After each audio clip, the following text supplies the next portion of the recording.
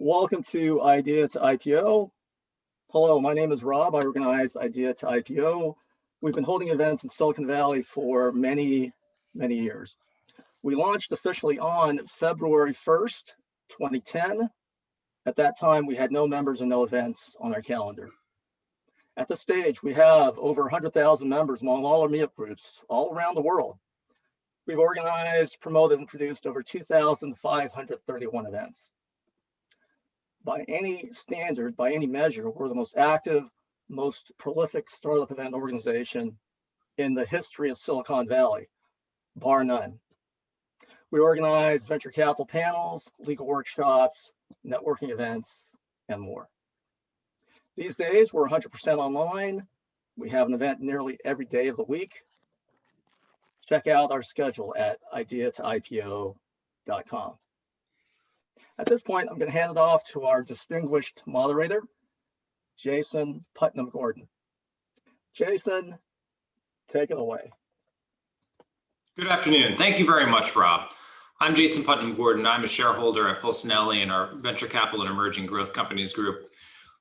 We've got a fantastic panel today with Ephraim Lindenbaum from Advanced Ventures, AJ Chopra from Trinity Ventures, and Carolyn Funk from Blue Bear Capital. Today's topic is going to be what to expect in 2021 in venture capital. Now, before we move into that, what I'd first like to do is have you fill out our audience survey poll. It's very helpful for us to understand who is going to be in the virtual room today. Additionally, I want to remind you that this is being recorded. So the upside is if you miss some or all of it, so long as you've registered, we'll send you a copy afterwards. Downside is if you say something that you want to keep confidential, that's not going to happen because it's going to be recorded and shared for posterity. Recorded for posterity and shared with the rest of the group. So be mindful of what you're asking for. If you have a question, we'll encourage that. Please use the Q&A function, not the chat function. It makes it easier for me to manage because not only am I moderating, but I'm also running all the tech in the background. So with that, I'm going to end the poll in another moment. But before I do, what I want to do is go around the horn, have each of our distinguished guests here today describe who they are, what types of investments they make, and what they've seen in 2020 to lay some context for our discussion on what to expect in 2021. We'll start with you, Carolyn. Your mic is muted. There you go. Hi, everyone. Thanks for joining and spending your lunchtime with us here in the panel. Great to be here again. Rob, thanks for organizing. Yeah, little background about myself. I spent the last 16 years working on topics related to energy in the broadest sense. Started off in Germany, that's where the accent is from, working on research and policy with German government, German utilities. And then here in the Bay Area, worked at Siemens for a number of years in their group that's now Next 47, investing in startups in the intersection of the digital and industrial side. Have been a startup operator myself, COO, head of operations, and now on the venture front at Blue Bear Capital. At Blue Bear, we're specifically investing in software and data technologies for the energy and industrial supply chains. So B2B, SaaS and data. We invest in companies that are post-revenue that can mean multiple different things, usually C to Series B, usual check size is 1 to 5 million. And we support growth through our network largely from the energy private equity world. Geographical focus, North America and Europe. Happy to dive deeper into any of those as we continue. Well, terrific. And do you have any observations that you want to share from 2020? What did you see that you expected or didn't expect? Yeah, so very important for our field. Of course, there is kind of that regulatory environment. There was a little unclear last year. That's cleared up as of yesterday more. Some technological trends that we've been seeing last year is just a lot of more geospatial data deployed into all sorts of different businesses. We saw a lot more on the ESG front. So really tracking emissions, tracking general ESG metrics. And I think that was probably the biggest trend in 2020. Terrific. Well, we're excited to have you on the panel. And just moving to your right, as I'm looking at my screen, we've got F. Great. Thank you very much, Jason. And thank you very much, Rob. Always great to be on IPO panel here as well with Carolyn and AJ as well. So my name is Ephraim Lindenbaum. I'm the managing director of Advanced Ventures, but at heart, I'm a recovering entrepreneur. I started and founded a company here in Silicon Valley and grew that through the 90s. It's 7 countries, 350 people, and got ready to go public with our S1 filing time period of kind of the first .com boom, if anybody remembers that. And just as we were getting ready to go out, a M&A offer came in. So dumbest guy you ever met for not going public in the .com boom. A couple years later, smartest guy you ever met. But from a venture perspective, you know, when an entrepreneur exits here in Silicon Valley, it's somewhat binary. You either start your next company or become an entrepreneur, an investor. You know, as I like to joke, I didn't have any great ideas at the time, so I had to default and become a VC. But in reality, I was part of a team that spun up Advanced Ventures in 1999. We're one of the last remaining 99 vintage maiden funds out there. We've now invested across 3 funds and at the tail end of our 3rd with a 4th managed co-fund as well. We invest broadly across technology, health, and wellness. For us, that means more traditional technology that everybody tends to hear about in Silicon Valley with a real focus around fintech and health tech. But we also invest around categories like food, beverage, as well as food, agriculture, for example. We've got great companies in the CPG side with plant-based foods, for example, that you can go to your local Safeway and purchase here in Silicon Valley or around the world. But moreover than that, you know, we've really prided ourselves as a firm as being very entrepreneur-centric. We invest in the earlier stages of a company's growth. So historically, we were first institutional money in our early phases of the 20 decade. But today, we're very much what you'd call late seed and Series A. We typically invest alongside other entrepreneurs and with entrepreneurs and alongside other VCs. And to a large degree, you know, the market's really evolved to the point where we do look for companies that have not only a minimum viable product, we do look for revenue, we do look for customers out there. And as we look at the broader spaces like food and agriculture, those are different dynamics than traditional tech, but certainly we look for many of the same markers there. You know, so that's a good overview of Advanced Ventures. Well, fantastic. And are there any observations that you'd like to share with what you saw in 2020 and that you expected or didn't expect to see? Yeah. Yeah, certainly. Well, you know, I think the overarching factor is the adaptation, right? Similar to the way that we saw a lot of companies here in Silicon Valley adapt to remote, you know, work very quickly. You know, certainly, I think the venture space has done that. You know, we had this panel back in March or April of last year, you know, and then again in the fall, and you know, I think there was a tremendous amount of uncertainty around how this market would adapt, how we as VCs would continue to fund. I think there have been significant trends that have developed that we've seen. You know, number one, later stage deals have gotten a lot more interest. I think, you know, from a venture perspective, there's a de-risking factor that we like to see. There's a, you know, comfort factor that we have that other venture folks we know have already invested.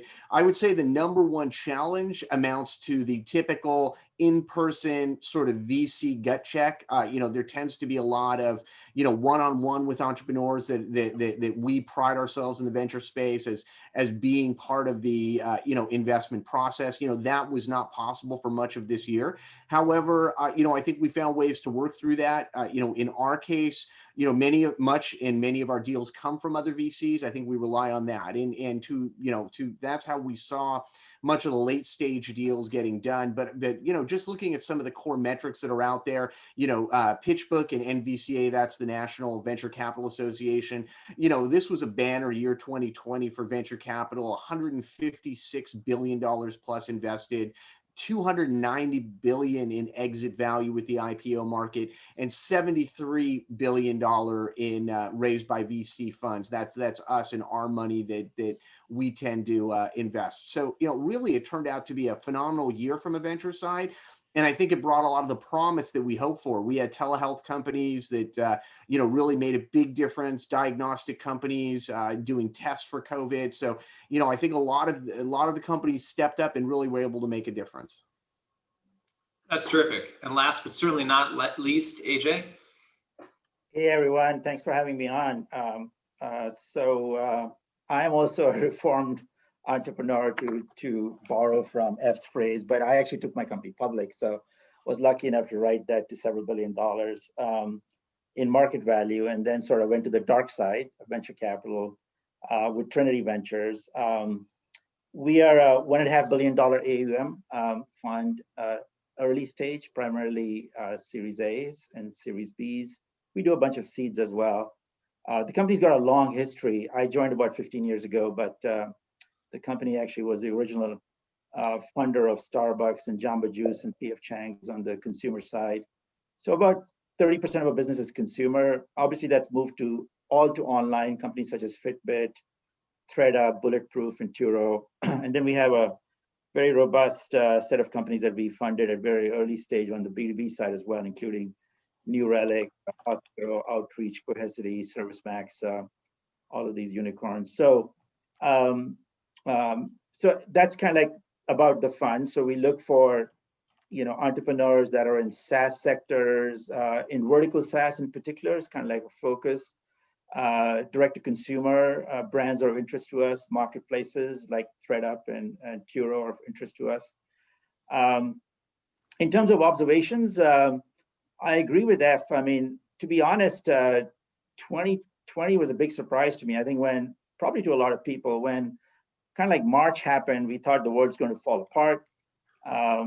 Didn't know where anything is going to go. And I remember reporting the results of our June numbers. And already in June, looking at March and then April and then May and June, already in June, we were starting to see the beginnings of the V-shaped recovery. And by August, it was like fully recovered. And by the way, I'm not thinking of the stock market. I'm thinking about the P&L of our 65 portfolio companies, okay? So it was stunning. And I would say it was a tale of two cities. Those companies that were in SaaS, enterprise or mid-market, as well as D2C, e-commerce companies, flourished. Some of our e-commerce companies that are direct to consumer had record years, by the way. And then companies that were servicing SMBs actually suffered quite a bit. And I would say their recovery was probably more U-shaped, but they did come back strongly in Q4. I mean, I'm just looking at Q4 numbers now, and it's pretty stunning how those companies came back. And then also, as F mentioned, I mean, in March, I would not have thought this would be a banner year for venture capital with over 150 billion invested. But it was also a tale of two cities. I mean, if you look at where the money went, it was almost all in late stage, okay? So roughly about 60% of the dollars went into late stage. There was a good amount of money that went into seed because seed investments are easy to do. But as was mentioned previously, Series A's and that level, the dollar volumes and even the deal volumes went down quite a bit, which is not surprising because you need to sort of get to know people and meet them and so forth before you make that decision to write a $10 to $15 million check at Series A's and Series B's. So that was kind of like the dynamic. It was I would say it was to me, it was a very, very interesting year in every form, right? In every form as to what was happening with the pandemic, the political ecosystem, the entrepreneurial ecosystem, the stock market, and so forth. It'll probably be studied for many, many years. That's terrific. So what I'd like to do at this point is I'd like to, now that we've had a chance for the audience to get to know the panelists a little bit, I want to let the panelists know who's in the audience. So about 26% of the audience is here in the Bay Area, 13% is in California, close to 20% is elsewhere in the US, a few folks from the rest of the US, 20% in Europe, 6% in Asia, 3% in Africa, 1% in Australia. So we've got a good mix. And then again, this is recorded. So lots of, more people signed up than are attending. So this will be seen throughout the world, which is fantastic. And I think that we've got, I just lost it, unfortunately, polls. In terms of who's in the room, 40% first-time entrepreneurs, 10% serial entrepreneurs, a few angels, a few VCs, 20% of the folks are at a startup, And then we've got some folks from the government and some folks from elsewhere. So I'll share those results. And what I'd like to do is maybe pick up on a common thread. AJ, you mentioned the tale of two cities in terms of capital predominantly going, or the bulk of the capital predominantly going to late stage, with a number of seed stage deals being done, but the Series A kind of winnowing out a little bit. And that, I think, jives with what I've seen, and obviously the rest of the market trends as well, and also kind of mixes in with what F was mentioning before, which is, the venture community is still able to do deals. And, how has that, how has that sort of changed, and what do you see coming down the pike in 2021? Can't believe I'm saying 2021, but 2021 as to sort of those Series A folks and their deals, and what COVID means for that. We'll start with you, AJ, but it's really an open panel discussion. I think we look at our own deal pace, and it's really all a matter of getting comfortable with a new way of doing things, right? And in some cases it takes longer than other cases. If you're looking at a company that's already well into revenue, let's say 20-30 million in ARR, and it's got a good traction and so forth, you can make a bet based on those metrics and reputation of founders, the type of investors that are involved, and so forth. The tricky thing about Series A is that it's that stage where the seed investors have made a bet at typically relatively low valuations, and sometimes based on personal connections and so forth. But the Series A investor who, let's say, does not know the entrepreneur from the past. If you know the entrepreneur from the past, different equation. But in most cases, we're looking at fresh people that we have not invested in or interacted with before. In that instance, getting to know them is the tricky part. But I have to say, when I look at the engagements we have been doing, we ourselves as investors are getting more and more comfortable doing that virtually. And in my case, I started going to the office just by myself, so I could be socially separated and invite the entrepreneur to come in. And actually, more recently, I found it to be more effective to just do it in my backyard and do it outside, which is safer. So you can take your mask off and actually have a beer, let's say do it in the evening or something, and have a more personal interaction, right? And kind of like get to know them more as individuals and people rather than just entrepreneurs. Hear their real story, rather than just the story of the company. So I think people are getting more and more comfortable. So I believe that that pace will pick up even before the vaccines and so forth, just because people are getting more used to doing business that way and getting more and more comfortable with it. Carolyn, how's your experience been? Do you share the same sentiments? Yeah, we've actually had the same investment drumbeats in last year than the years before. So we make about 4 investments per year, 4 to 5, and I totally agree with AJ. There was kind of that gap in March, April, May, where there was a little more uncertainty, both in terms of customer growth, but also in terms of investments. I think from my perspective, we've seen a record year for investments in climate change technology in the broadest sense, however PitchBook defines that. There have been 16.4 billion invested in that sector last year, surpassing 2018, which was kind of at the same level. And I think we're going to see that grow even more this year. So it's been busy. It's been competitive, and having a deep network is really important to get to those entrepreneurs at the right point. We've done everything remotely this year. I mean, there were some deals at the front end of 2020 where was kind of closing on folks that we had met before. But we've made multiple investments fully remote. And I think the biggest thing is it's great if people are here in the Bay Area and we can meet them. That's great. You can meet for a walk. But I think that 2020 has also showed that the international and just geographical expansion is possible. Seeing a lot more going on in Europe. and actually growth and interesting companies coming from there and getting easier access to capital here. So more of a mix. Some of the larger funds also launching Europe funds, so that kind of nurtures that collaboration. And then on just geographically supporting founders who are, I don't know, somewhere in North Carolina or in upstate New York and Florida. It doesn't really matter to us. It didn't matter much before. It was just like recency and immediacy bias. But I think that's made it more interesting and diverse. F, do you have anything to add? Yeah, certainly. I agree with what both of my colleagues have said. I think it's certainly super interesting how we've adapted. I think at the end of the day, if we didn't adapt as I think we've shown we have, it's really one of those classic analogies. The dogs have to eat the dog food. We've sort of preached all this new technology for many, many years, and certainly seeing how quickly we've adapted to that is certainly a baseline, I think, versus an accomplishment in venture. We've been investors across the US and certainly globally for a long period of time. I think the evolution of tech is really what's been exciting there.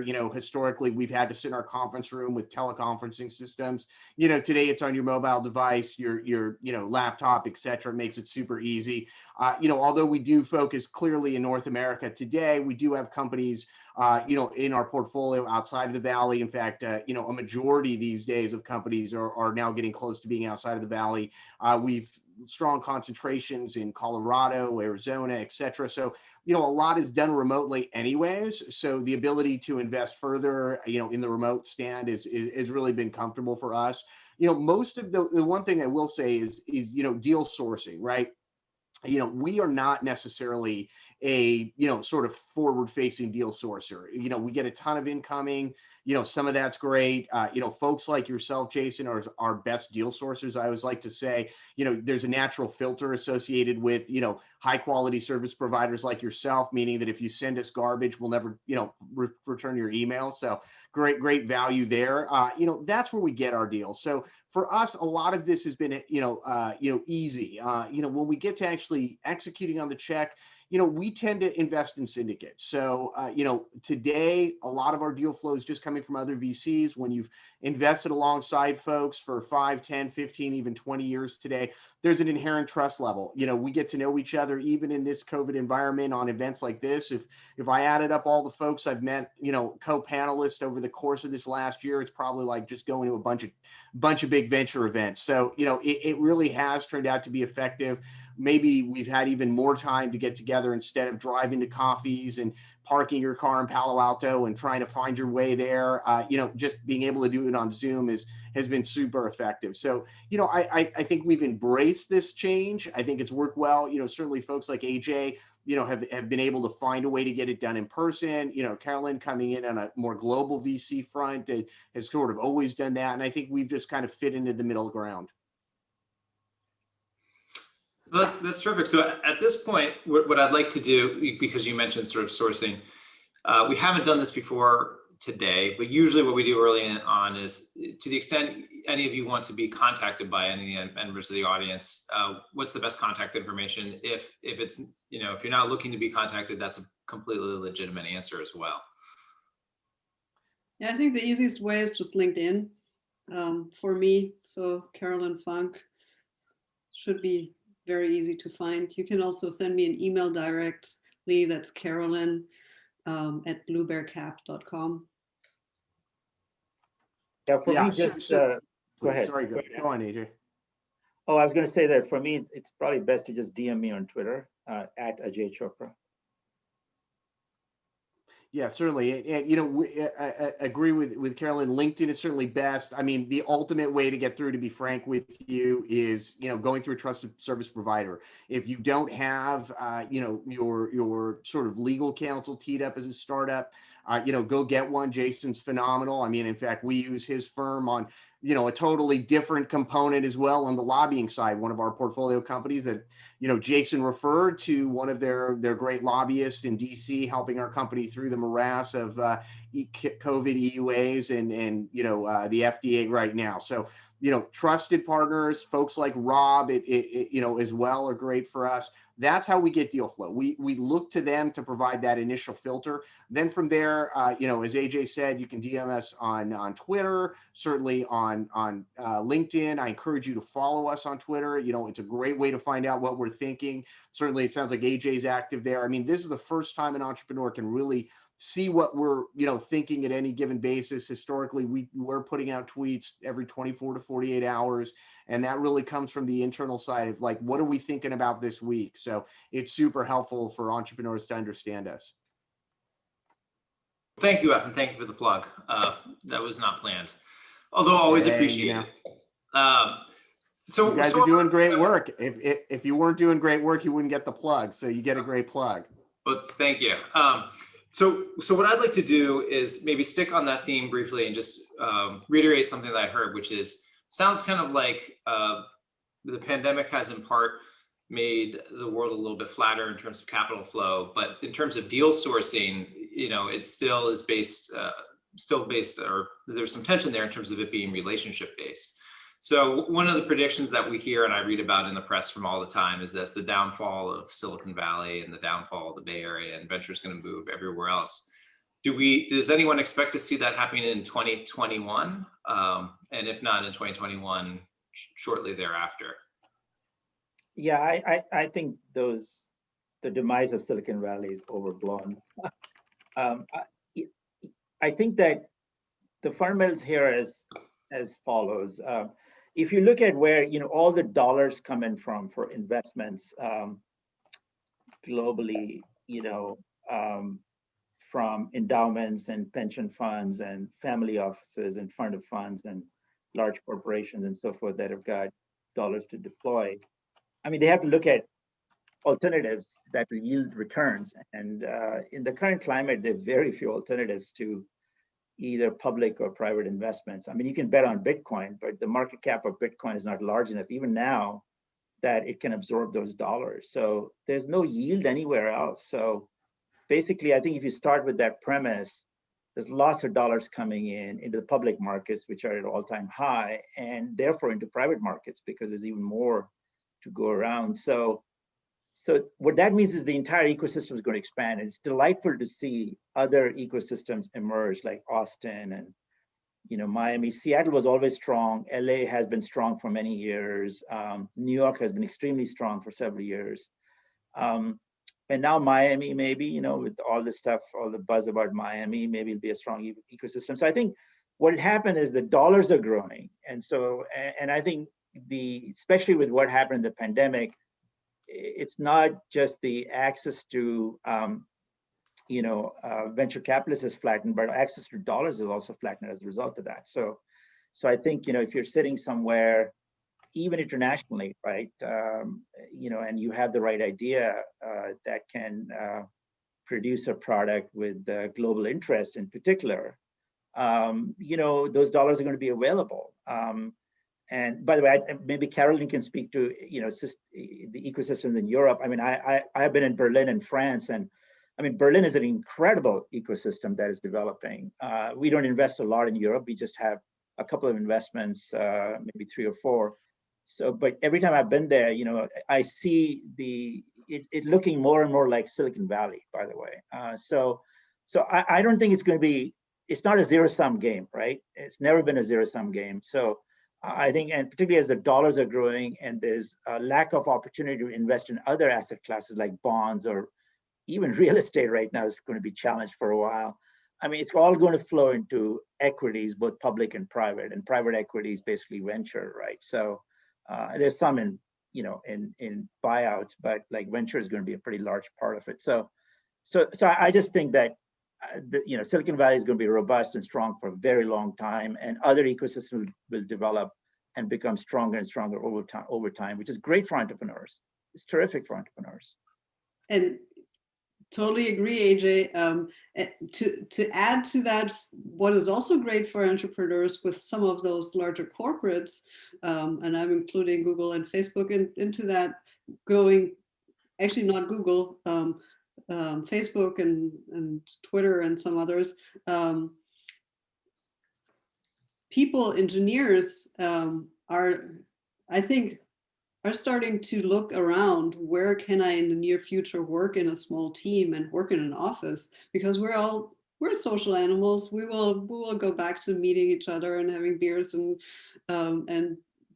drawing out ideas on a whiteboard in a room all together. So I think for startups, providing that flexibility to their employees, maybe some will be fully remote and more have, like, I don't know, team meetings once a quarter, and others are going to have that little office space somewhere in Soma, and people are cramped into a small space, and that will actually be a way to attract people out of kind of the larger companies. Yeah, I kind of, generally, agree with both of my colleagues here. I mean, I think what's interesting is, to AJ's point, the demise of Silicon Valley is, greatly overblown. It's been continually done. Having, being one of the few people who actually spent a lot of my youth in Silicon Valley, I'm as close to a native as you get here. I remember, and having started my first company, in my teens, and my second, which grew into ultimately the company that I exited with when I was 18 years old, I could tell you that, dating back to the late 80s, there was a collapse, an early 90s collapse, a mid 90s collapse, the great .com collapse, and then, certainly the housing collapse and the 08 period. And at the end of the day, frankly, there are a number of things. I think, the Valley as a whole was overdue for a correction. The Valley historically has had a 4 to 8 year max corrective cycle. It's important. As John Chambers back in the day at Cisco said, you've got to peel off 10 to 15% to at all times to keep it fresh. That lets more oxygen into the room with exits and entries. I think that was, something that had to happen here. But at the end of the day, to AJ's point, if you look at the global concentration of early and venture investing, you can roll the whole world up and it fits in just a small element of what Silicon Valley does. The ecosystem here is still the center of the venture universe. The size of the funds, the AUMs, to AJ's point, we're a rounding error compared to his fund size. And, at the end of the day, that's something that doesn't occur elsewhere. When you look at, Europe is still a very challenging venture environment. I think the Middle East is actually, has been, I think, the brightest of spots. I think India is coming up, but there's a reason, that whether it's technology, whether it's financing, whether it's ecosystem, you need all of those pieces to come together to create the symphony of the Valley. And, while there are going to be people that move out, this is like a great debate had in my personal household. My wife is a senior executive at a public company. She's been at all the major startups. She has been at Facebook and Uber and, on and on and on. And, some of her colleagues are exiting. And, at the end of the day, I think one of the things we've talked about internally is, her network, which allows her to go and be a VP at a public company, to a VP at a public company, is something that doesn't exist here. The pay scale that people get, the value is there. Being a female at a senior executive role is something that is challenging enough anywhere in the world, but is, far more reasonable here in the Valley. There are all these, jokes or issues how founders aren't highly diverse. I remember a couple of years ago, I was literally sitting in a panel at a venture event when a reporter asked the venture panel why we are not more diverse in venture capital. And I remember looking down the panel, and there were 2 members that were from South Asia. There were 2 members from China. There was myself, being a first generation American. There was a Latin American on that panel and a female entrepreneur. And I looked at them and said, if you can figure out a way to make this panel more diverse, please let me know. So, we're really, emboldening and embracing just everything. And there's a reason why 1% of the top talent in the entire world is trying to get to Silicon Valley. Yeah, I think that's true.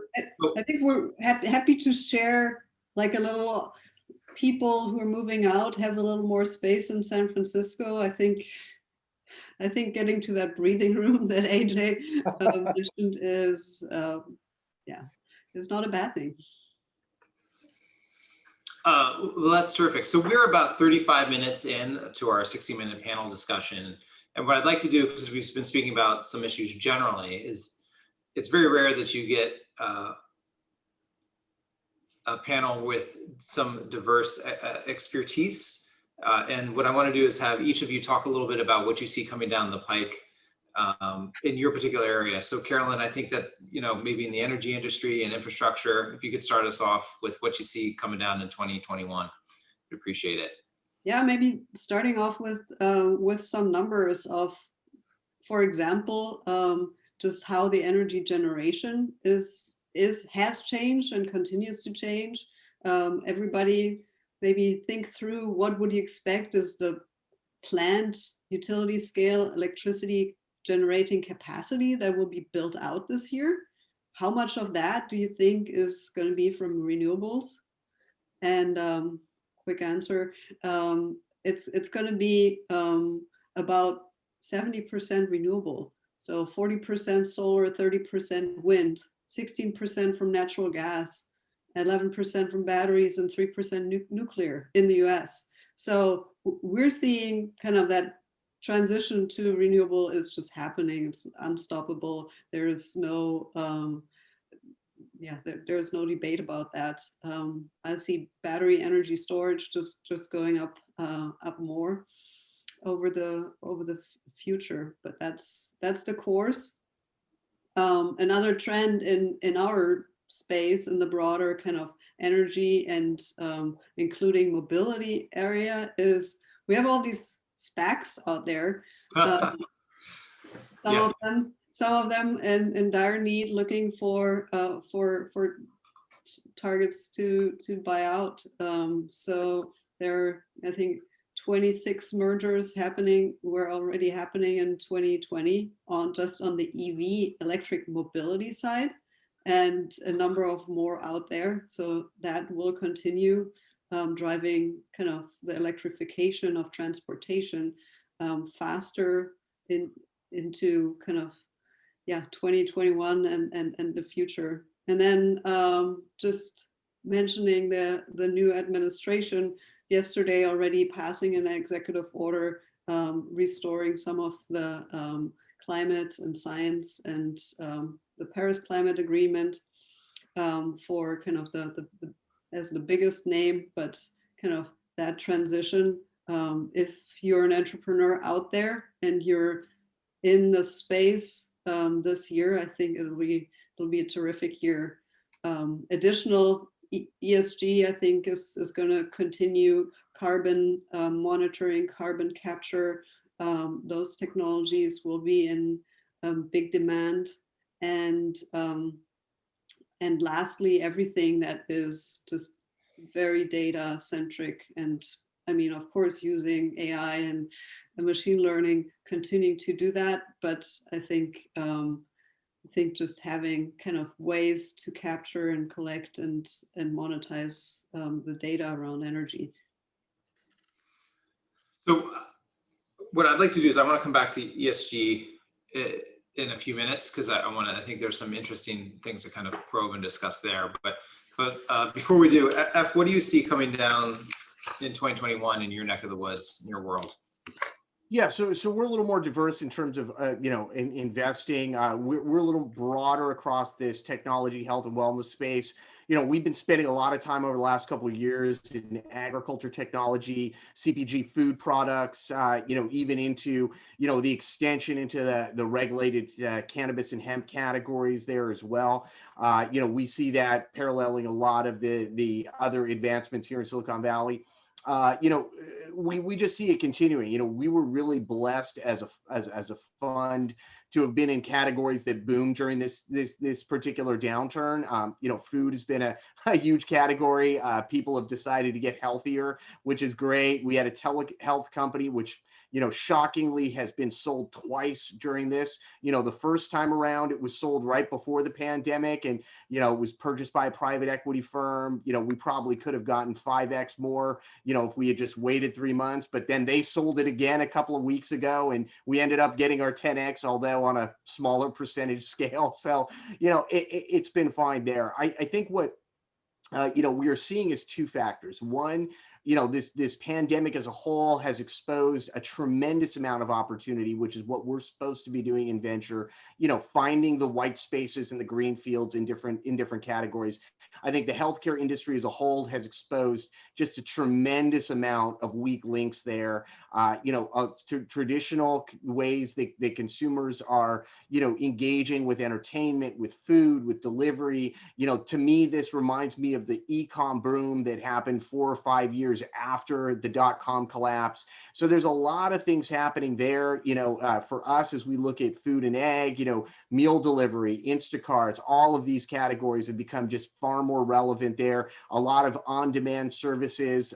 People have broken down a lot of the aversion to many of these things there that are very helpful. And then, you know, to Caroline's point, the resurgence of clean tech. I mean, you know, we kind of swore that off, you know, with the last downturn, but, you know, we're starting to see deal flow again. We're starting to find ways that, you know, that make sense in a lot of real-time scenarios. So, you know, these are some strong categories. And, you know, traditional tech is traditional tech. If you can find a white space in enterprise and, you know, get your product in there and generate revenue, you know, you're gonna grow or get bought. So it sounds like many of your portfolio companies were, this is a great opportunity that presented itself with regard to the pandemic, or at least not necessarily great, not that the pandemic was a great opportunity for them, but it led to the ability for them to accelerate some of their growth and get a good return. And I guess you and I were talking earlier, we're going to be in the pandemic probably for a little while yonder, at least here in the United States. So because of that, throughout most of 2021, you know, they'll continue to have gasoline on the fire, if you will, right? It'll continue to accelerate. Yeah, well, I mean, just some of the data we heard, just to give you an idea, in the state of California, they're anticipating we won't even get to 65 or older vaccinations for the next 22 weeks minimum. Okay. And then globally, the data that's coming in from around the world is we won't have any max vaccination globally till 2024. So this is going to be a consistent problem globally for the foreseeable future. So, you know, the way that people have changed is there. You know, when does the roaring, you know, 20s sort of experience kind of post-Spanish flu, the first time around with the pandemic, you know, that's probably going to have to wait for a bit. AJ, what do you see? Yeah, so, you know, we there are lots of things and opportunities that are opening up, and you know, there are sectors that we don't even invest in. But let me just talk about a couple of areas that we do invest in. I mean, one is the massive acceleration of e-commerce, and basically, you know, in the period between April and June, in 3 months, the e-commerce volume went up by the same amount that it did in the prior 10 years in percentage growth. Okay, so 3 months, similar to what happened in the prior 10 years. So I think many people were experiencing, you know, e-commerce, unusual e-commerce that they didn't experience before. Some of the things that F mentioned, like, you know, food delivery and things of that nature, that penetration has gone up massively if you look at DoorDash's numbers and so forth. So I think, you know, that is one trend, and that's not going to go back, whether the pandemic lasts at 2024 or not. I think people have just become used to that behavior now, and are, you know, that's, some people might go back, but a lot of people just going to keep doing it, right? And so, you know, so I think that's a fundamental change that has happened that's going to open up lots of opportunities, where that's a fundamental behavior change that entrepreneurs should be able to leverage, right? So that's on the consumer side. On the B2B side, somebody was mentioning this morning that, you know, there's like $1 trillion worth of infrastructure that is sitting around globally, right? And only 6% of that is transformed into the cloud, right? So that opportunity in every area is kind of like mega, because eventually people are not going to have that on-prem, and it's going to happen very slowly, but it's a massive, opportunity.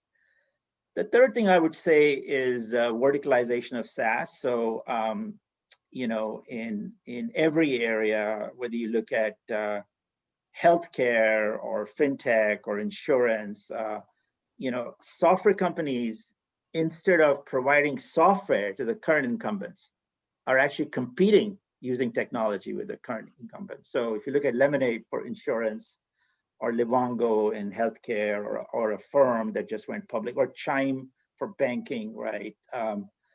One of our companies, Earnin. I mean, these companies are replacing incumbents and competing with them directly by being technology enabled and using data, particularly data, as their differentiation. I mean, I'll give you one example. We're in a company called Harmonize Health, which provides healthcare to the Medicare population, and they're able to monitor these patients at home, and they're collecting so much data and combining with EMS data now that they're able to predict when an event's going to happen. So imagine being in a situation where you're monitoring an aging population that has multiple comorbidities, and you can predict when they may have, let's say, a heart attack or a stroke, right?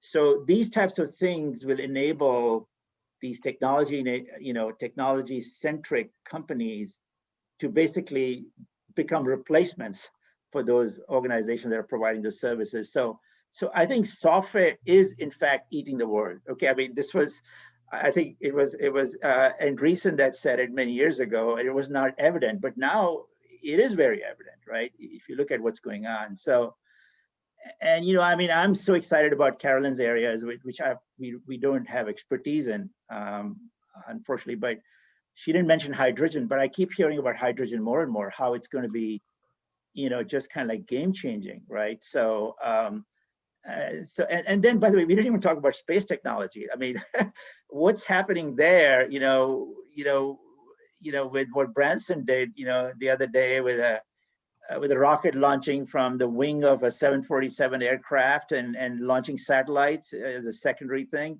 I mean, that's stunning stuff.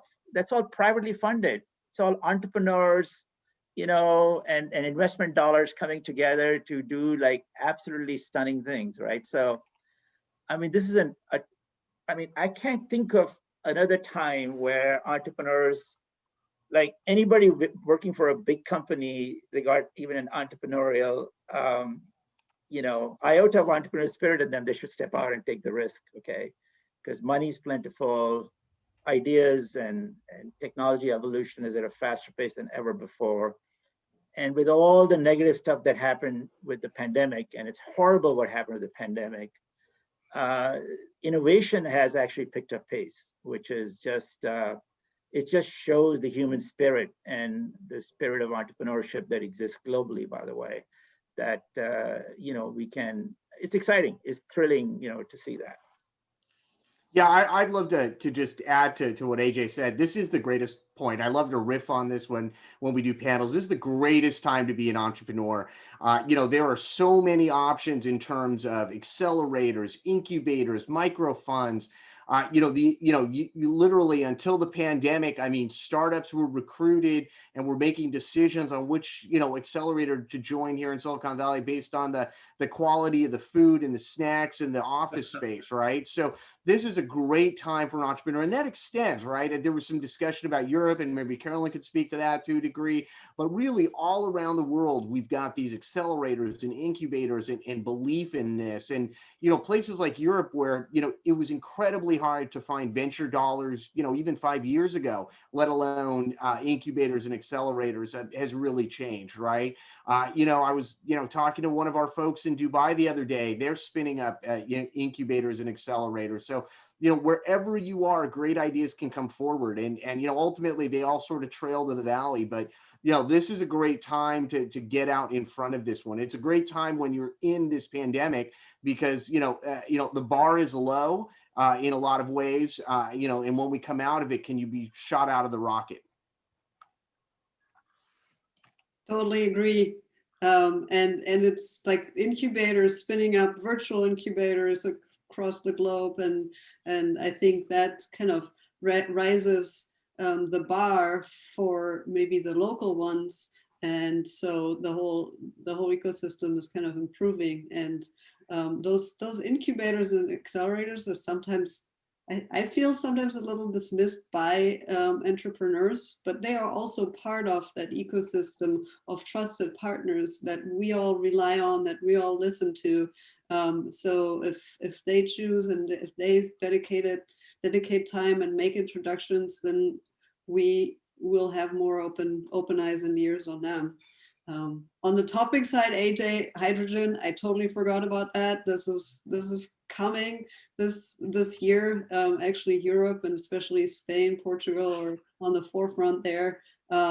An area that will sadly also be coming back to us, and we see kind of machine learning AI in terms of SaaS verticalization helping our wildfires. Last year was bad. This year is likely going to be very bad as well. So helping with predicting what is going to happen, not just on the fire side, but on like where do companies need to replace poles, or how do electricity systems need to be hardened. Kind of our universe of interacting with climate change needs to become a lot more intelligent, and software data, satellite data, space tech can really help with that. And earlier, Carolyn, you mentioned ESG, which is environmental, social, and governance. That has been trending up for the last few years. I mean, 10 years ago it was basically non-existent. What do you see on the sort of 2020 and beyond in terms of its relevance? I think I know the answer to that. And is there anything specific coming down the pike in 2021, either on the company side or on the venture side? Yeah, I think on the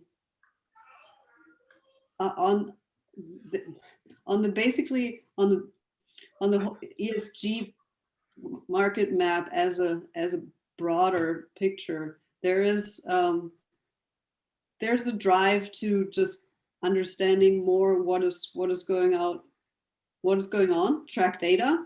So I think you can kind of bucket it into kind of 3 different areas. So collect the data. How are folks performing? That is partially actually driven by the finance world.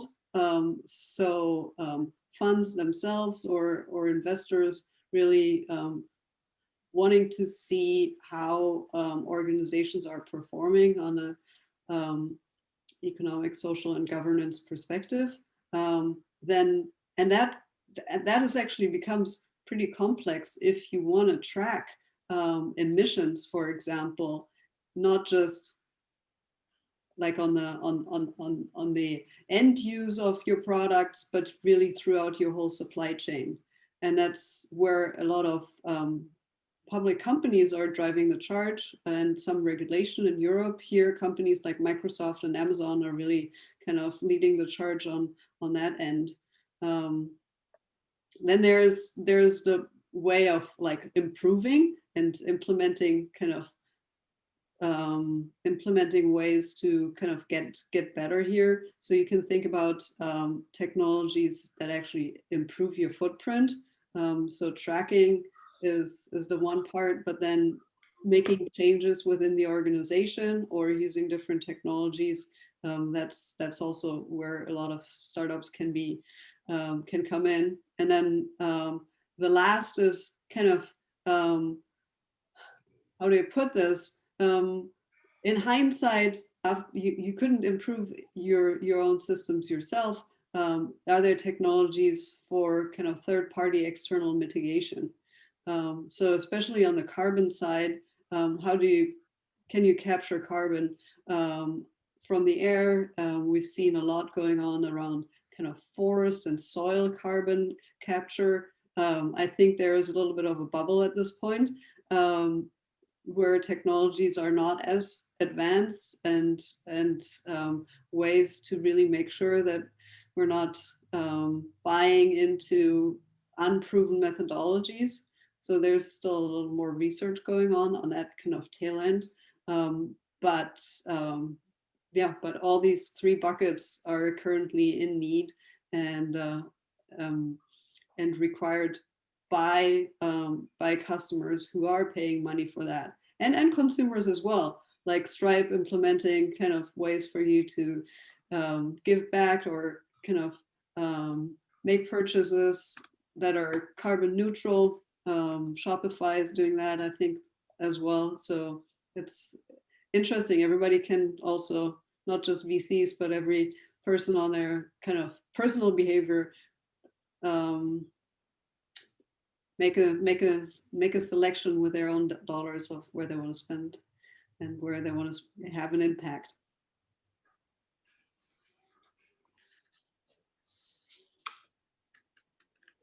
AJ, any additional thoughts? I mean, No, I totally agree with that.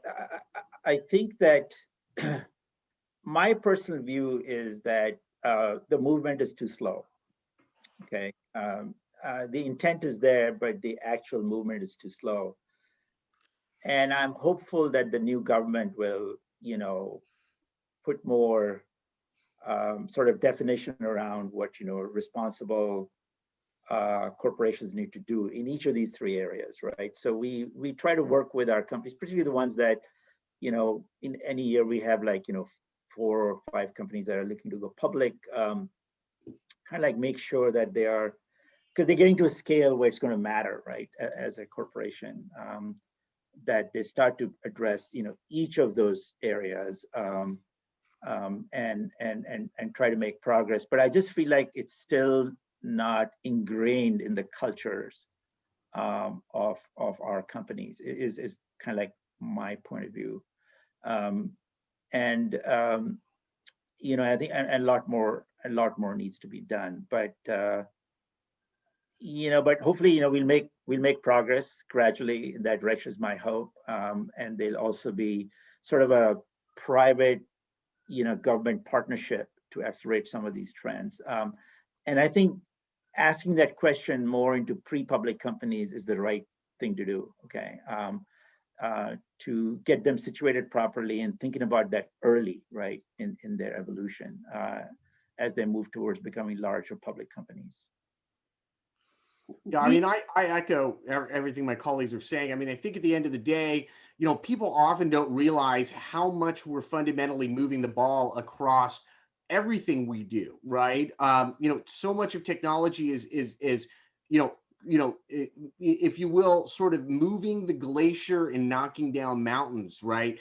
At the end of the day, clean tech and changing the grid and capturing carbon and doing all these great things, and ultimately, big things in energy are really important, but those are often very hard to achieve. When we look at what we're doing at a tech level, all the way across the investment spectrum, I mean, our companies that are involved in plant-based proteins, I mean, the impact that they have, actually exceeds the ability pretty much of anything we can do as a race in clean tech today, because every single cow, every single, sort of, live protein source that we take out of the mix is exponentially more meaningful, than many of these others, because, you're talking 1 gram of protein 40 times the inputs and outputs, right? That means, when you're dealing with these plant-based proteins, and our companies are doing these things in fermentation, they're not growing them in a field so much any longer. These are done in high density, high value fermentations.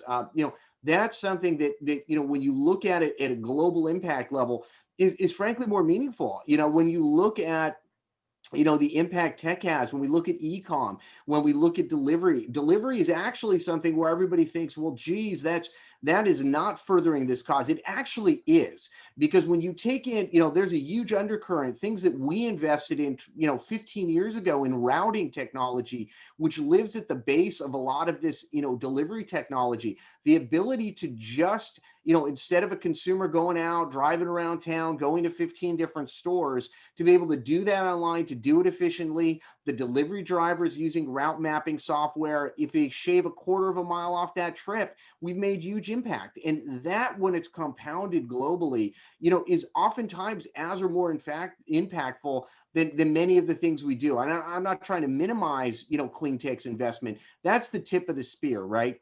But I don't think we should minimize, just how much tech is really helping that cause along. And whether that's, delivery, whether that's e-com, I would much rather, instead of every consumer going out to their local mall and driving around all day to pick up 20 items, at the end of the day, Amazon running on electric vehicle delivery with high quality route mapping is actually way more efficient, and when you extrapolate this globally, it makes a huge difference. The issue to me is, how do we extend that technology? How do we bring that into the underserved markets, first in the United States and North America, but really globally, right? You've got emerging markets in LATAM, emerging markets in Africa, certainly the country of India, being able to grow that. And that may have to happen from the outside, because there's a lot of blockers inside. There's so much of the world that, just needs to get that mobile device, that needs to get e-com, that needs to get,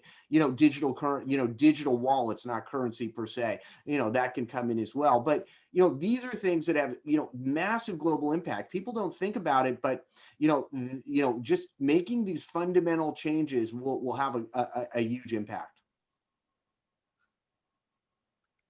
Well, I think that basically wraps us up to the hour. But before we transition and take audience questions, what I'd like to do is allow each of you sort of a 30 seconds or so just to make a prediction, or give some thought as to, share some thoughts as to what specifically you see coming down in 2021 in your area, and then in your sector, and then also reiterate your contact information if you want to be contacted. What's the best way to get in touch with you? So I'll start with you, AJ, and then we'll go Carolyn and F. Yeah, I mean, I think 2021 is going to be a banner year in venture. I think all the right stars are aligned. I think the momentum is there going into the year. I think a lot of people, at a personal level, while they were staying at home, lockdown or what have you, did personal soul searching as to what they want to do with the rest of their lives, and how do they make an impact? Not just reading my diary, AJ. Sorry? You've been reading my diary. Yeah, it probably has been leaked, unfortunately, but yeah. But yeah, I think people have been, so I think they've been thinking about what they want to do with it. They look at the opportunities outside. There are many more examples of entrepreneurs that have stepped out and done amazing things. I mean, think about the Zoom founder, right? So Eric, so and all the core infrastructure in the broadest sense is in place to do that. So I predict a banner year in terms of entrepreneurship, innovation, globally, by the way. I mean, I forgot to mention, I'm originally from India, by the way, and the entrepreneurial ecosystem there is now, I would say, fully mature after many, many years of sort of going sideways. So great exits there, great amount of money being invested into that country, and it's happening globally. So I think, I think it's going to be a banner year. It's going to be a stunning year for entrepreneurs. Terrific. And the best way to reach you is on your Twitter account, did you say? Oh yeah, on my Twitter, @AjayChopra. Terrific. You can just DM me. Great. I guess I'll go next. I think, agree with AJ. It's going to be a banner year. I think we'll see some overcompensation in terms of people wanting to travel and wanting to be out in the world once they can again. Sadly, that will likely be in the more developed side of the world, and countries that have secured high number of vaccine, but those trying to get to wherever they can. So travel picking up quickly once that happens. People, I think we'll see a more investment in physical infrastructure. So infrastructure that probably is driven through some government programs. And I'm hopeful that startups and technology and to help what we're also seeing with the vaccine rollout right now, startup companies and technology helping and trying to get into the right spaces to make all this more efficient. And so maybe, and that's probably more hope than prediction, that these infrastructure projects can get onto the ground faster, if it's energy a road or just general like build out of physical goods, that I'm hoping that the technology, SaaS data will help make that happen more quickly. And then on my personal, the kind of the area I'm most looking at is industrializing the way we're dealing with renewables. So really increasing efficiency on projects that are out in the field for wind, solar, batteries, EVs, EV charging, just driving the efficiencies up together with new installations, but what's already out in the field, make that really be top-notch and comparable to other older, more traditional industrial infrastructure that we have out there. As mentioned, you can reach me on through LinkedIn, Carolyn Funk, or email carolyn@bluebearcap.com. Thanks for joining, everyone. Yeah, just to it's hard to add much to what my esteemed colleagues have said here. I think it's going to be a banner year. I mean, I think, venture folks like us are really pattern matchers. Everybody thinks we've got this amazing crystal ball behind the scenes and we're, able to see the future, but really oftentimes we're pattern matching. So we look back, and I judging from my backstory here in Silicon Valley, I look back to patterns when you've got a change in administration like this, particularly to the Democratic side, particularly to the interest around some of the new categories or historic categories, re-entering a much more meaningful world stage. We've definitely seen a technology boom happen within this with this particular environment. Also, we're going to have a significant lift from the public capital markets, for a while, right? You've got to remember where we get our money is from institutions and high net worth and family offices, and as long as they're flush with capital, they need diversification, and oftentimes we're a very small component of their overall investment strategy, but that's the allocation we get, and the larger and the higher performance and the larger AUM that those folks get to, the more that's allocated to us. So I think we're going to keep seeing that, and we're going to keep seeing tremendous interest in the category. Terrific, thank you, F. And again, if I look away at any point in time during today's call, it's in part because I'm managing a bunch of the tech in the background and I'm taking some notes. So with that, I think we should pivot at this point to the Q&A section. So for the folks in the audience, I know we have a lot of people today. If you've got a question, please send it through the Q&A function. That's the best way to track it. Otherwise, it gets lost in the chat box. And we'll start moving through some of those now. So I guess one question to start with is related to the ecosystem, early stage finance, and changes that have come out in the crowdfunding regulations to allow folks to raise up to $5 million in crowdfunding as opposed to the $1 million cap before. I don't remember, it was November or so, October, November, December.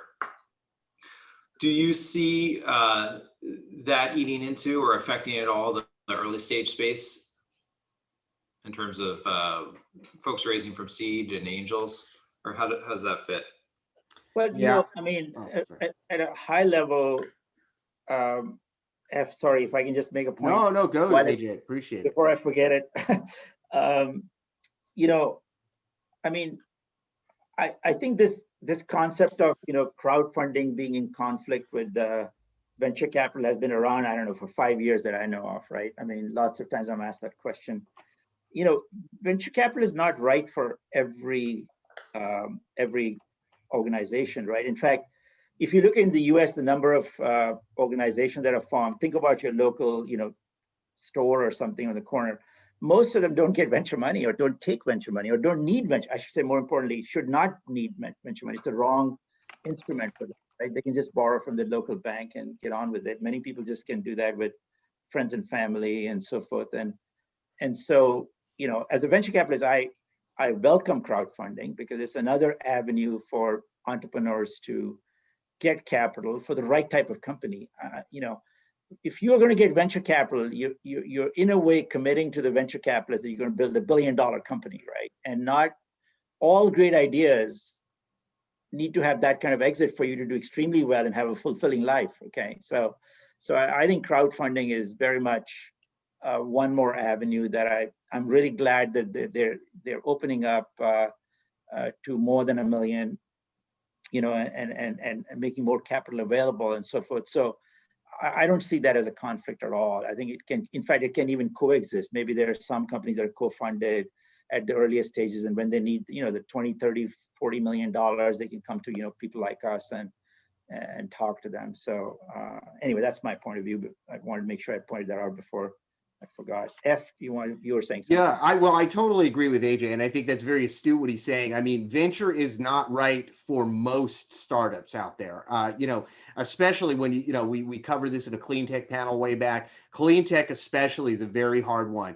It applies in some of the agriculture categories where we're at. You know, the time horizon for the building of these companies and letting them reach scale and proving out their vision is oftentimes, you know, much longer than we have in the traditional venture fund space. So, you know, there is a lot to be said for other fundings. You know, when it comes down, and I don't mean to, you know, sort of, you know, dump on crowdfunding with you know, on your side, Jason, but I'm going to dump on crowdfunding. You know, it's not a great choice. It is really a very challenging category. You know, it does more to block companies out of eventual mechanisms of investment. You know, we have unfortunately had to pass on companies we would have loved to invest in because they, you know, crowdfunding means that they have to manage a whole series of retail investors. There's a reason why the financial system exists today in the mechanism. There's a reason why, you know, we as venture folks have a day job, which is investing in these startups, right? You know, it's just not for the faint of heart. You know, being able for an entrepreneur to, you know, articulate how long things are going to take to a retail investor is very, very challenging. You know, we've seen companies that spend more time managing investors than running their businesses, you know, as a result of crowdfunding. There are a few categories with particular products that work, but, you know, if you're not putting out a new line of t-shirts that can get, you know, immediate return on investment with massive margins to work off of, you know, which is really an arbitrage story, it's very, very difficult. So I would, you know, caution against that, you know, unless all options have failed. I mean, that's been my experience, and same for my clients as well. I mean, we usually cancel, you know, so I don't work in the crowdfunding space. I only work in the venture space. And up until this point, it's been mutually exclusive to a certain extent, insofar as the amounts of money you could raise, which were only $1 million, were not enough to justify all the expenses and information that you have to provide to all your investors on the cap table. So it just hadn't been a good fit. Maybe that'll change. And going to 5 million just 5x's that burden on the entrepreneur. I mean, part of the whole, you know, value in venture, other capital is they can spend their time building their business with a, you know, constant but you know, sort of lightweight reporting structure when you compare that to retail investments and applying almost like a public market disclosure component to it. Yeah, I mean, there have been some other changes that are happening in terms of the way these platforms are set up, where it seems like there's only one investor and they're basically doing some swaps and other things to try and solve some of those issues. But I've not Yeah, I haven't dug too deep into that, and so I don't want to get outside of my wheelhouse. Sounds like AJ, you've seen that, some of those. No, we have actually not run into that a lot, to be honest. I mean, I've seen that on the fringes, but yeah, not really. Yeah. But that's a perennial question. I'm glad it was asked. I think it's important for folks to keep in mind. Here's maybe a more targeted one for Carolyn, which is, what are your thoughts on the future of nuclear? It sounded like, what'd you say, 3% this year in the U.S. nuclear? Yeah, that's a project that's already kind of approved and going to become commissioned this year. I think there is exciting. There are exciting developments around smaller scale nuclear, more distributed type of nuclear, and that I think have merit. And there's interest, and there are for sure also investors focused on that space. I will say that having that background from Germany, like in some parts of the world, nuclear, just the term doesn't really fly anymore. So you have to be very specific on where you locate, if and when you build a company around a technology. Just the general public doesn't understand the nuances between different types of reactors and such. And so there will be opposition in some parts of the world. But I think from a technology and energy efficiency and climate perspective, there's super interesting developments. Mm-hmm. So unless anyone else has any other thoughts, I was going to pivot to another question. Okay.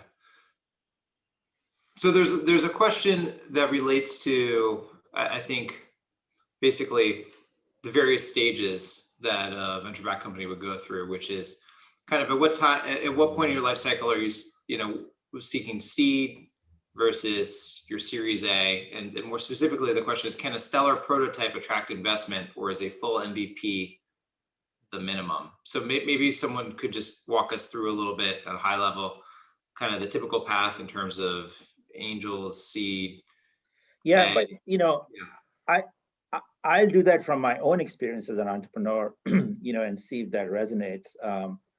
So, I did, when I was 28, didn't know anyone, and this was in the era when, information about venture capitalists was nowhere near where it is right now, in terms of availability. So it was very difficult, and I leaned on my legal counsel at Wilson Sonsini and other people that I knew, literally to get to a couple of wealthy individuals. Like, that's all I was able to do through all the connections, and knew that, like, it was a do or die. Made a pitch to them, was able to get one of them to commit. Okay, like literally there were, I think, like 2 or 3 that I spoke to. And then that person introduced me to his buddies who were wealthy, right? And I was able to scrape together $250,000 as the very first amount of money for the company. And sort of went from there. And then because those people had made a commitment to the company, they had an interest in seeing that it'd be successful. So they would introduce me to their connections in the venture community. And for the first time, I got to know that there's even Sandal Road, okay? And where most of the VCs hung out at that time. And then started to, figure out that there's actually seed investors and early stage, and all this stuff was not very clear. And by the way, that's very typical for a lot of entrepreneurs even today. But what I want to say is that from my time to now, that has completely changed. There's tons of information available on every venture firm. If you go to Crunchbase, or if you look at,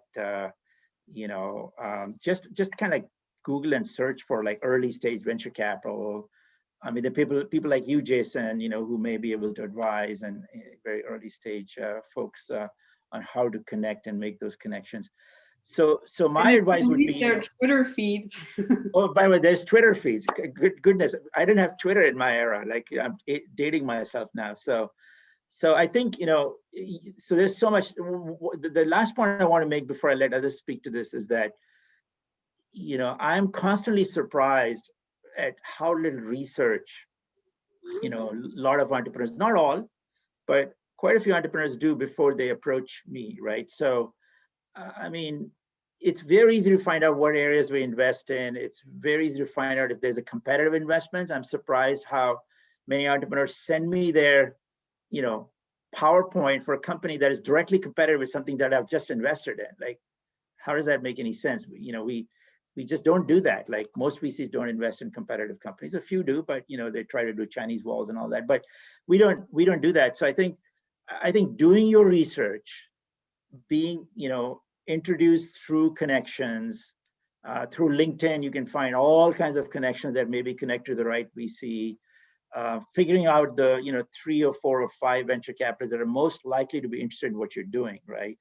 If it's energy, it's Carolyn. If it's ag tech, it's F, that kind of stuff, right?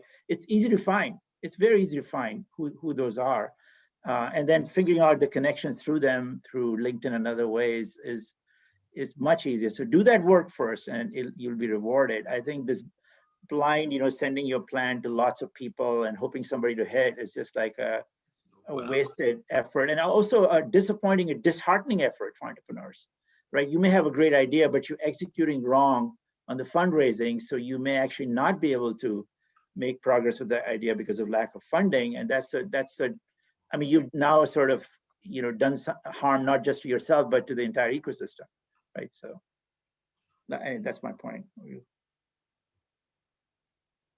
I don't know if we want to go more into the numbers. I totally agree with AJ, and it's like there's a lot of research that can be done on both sides before kind of spending time. And just because we're sitting in front of our computers all day doesn't mean that we necessarily have to talk with the whole world, and can have a better filters initially. But I think from my perspective, if you have it's different back to your question, Jason, what levels of kind of business traction do you need to have? I think the round numbers and letters and names that probably Jason is seeing, as well as the other of us here on the panel, if it's like a seed 1, 2, 3, pre-A, A1, 2, 3, A plus, pre-B. I think you can categorize things in that manner. But I think for us at Blue Bear, we're looking for companies at a seed stage that have real customer engagement, that might be pilots, that should be paid pilots at least. If you have first kind of product sale, that's great. But there's like something in writing with customers. Everything else is too early for most seed investors, and you should talk to your friends and family and angels. And then for Series A, I think aiming for $1 million in revenue. If you have ARR, that's great. Kind of taking that as your benchmark. And then if you go to Series B, I don't know, 5 million. Just to put out numbers, and that is all depends on the space, depends on the kind of hardware, software markets that you're addressing. So take it all with a grain of salt. Yeah, and I would just add on to that. I mean, unless this is your third venture-backed funded startup, coming to folks like us with, an idea stage company is really going to be a very rare win, right? I mean, look, I wouldn't rule it out, but to AJ and Carolyn's point, know who you're going to in terms of a VC. The number one thing we look for is customer feedback. Your number one validation point is, how much customers want your product. I mean, the more rabid your customers are, the more interested we are. Coming to us and telling us your customers are going to want your product has very low value. Your customers coming to us and telling us they love your product has got all the value in the world. If I can steal a phrase that you said earlier, it's prove that the dogs will eat the dog food. And then I didn't make that up. That's probably I know. not appropriate culturally for the animal world, but I'm a dog lover. I'm a dog lover, and my dog's food is very important. So unless you're an actual dog, I don't know if you're allowed to say it, Jason. All right, fair enough, fair enough. Um, let's see. In terms of, there is one question. So we did go into like, what are your particular areas of focus or sectors? But I don't think that we did a good job framing or articulating geography in terms of, you know, which deals you'd look at and where they are. Carolyn, I think everybody in you articulated Europe and the US, but if there are you know, if you are geographically open outside of that, please let the viewers know where in the world you would be willing to do a deal. Yeah, so for us, it's also not all of North America, so US and Canada. Yeah, we're North America focused primarily, but you know, we have, as I mentioned earlier, we have worked with companies in Israel, India, France, Germany, UK, companies that have the potential of building products that would have global, you know, global interest, particularly in the SaaS domain. And we have helped them sort of become global companies by moving to the US quite successfully, actually. So that would be, that happens not at the seed stage, by the way, it'll be a little bit later. So they have proven the concept and gotten some traction, and the product is getting some momentum. So, you know, so that's something we do as well. Yeah, I mean, we tend to be really market focused, and you know, really the challenge we see out there is, you know, the number one market, you know, whether it be consumer, business, etc., is unfortunately North America, or fortunately, however you want to view it. You know, being able to do business in foreign markets, Europe, Middle East, you know, what we look at as EMEA, you know, Asia, there are some options, but you know, very challenging to work in. You know, those markets are not big enough. I mean, you know, most of the startups we work with, until they're, you know, C-level or beyond at this stage, we don't even tell them to look at Europe. I mean, you know, the regulatory environment, the language barriers, you know, it's trench warfare on a country to country basis for a lot of that. You know, really, you know, cracking the code and getting to scale, unfortunately, happens in, you know, North America today. And so, you know, that's where startups really need to be. If you've got another business that involves, you know, very specific, you know, geographical market issues, and you can get to a scale that's meaningful, you know, that's great. But otherwise, it sadly is a North American story more often than not. So we are almost out of time. And before we go, I'd like to give each of you one more opportunity to reintroduce yourselves, provide your contact information, and share with the audience any thought that you have or that you'd like to share. And then after that, we'll bring the matter to a close. So AJ, I don't know if we had you lead off with anything today. Maybe we did, but we'll have you go first if that's okay. Yeah, I mean, you can reach me at Ajay Chopra, which is my name, first name and second name, on Twitter, and just DM me. Yeah, I mean, I'll just reiterate what I said earlier, that this is a terrific time to be an entrepreneur. All the stars are aligned. So take that opportunity, come up with an idea that you are really passionate about, that hopefully relates to experiences that you've had. You know, many times, you know, the best ideas come from problems that you see in the world around you, right? Maybe in the job that you're at today, in an enterprise job, you see an opportunity that is a SaaS opportunity or an infrastructure opportunity. Or, you know, you're a consumer and you come across some interesting thoughts on how to do things better. So, I mean, just make sure it's differentiated. I often tell entrepreneurs that your time is way more expensive than my money, right? So, because remember, your time means opportunity cost. You come up with an idea that is half-baked or not sufficiently differentiated to become a large company, then you've wasted that period of time from your life, whether it's 3 years or 5 years. And that opportunity cost is massive, right? Because life is only a finite number of years so far.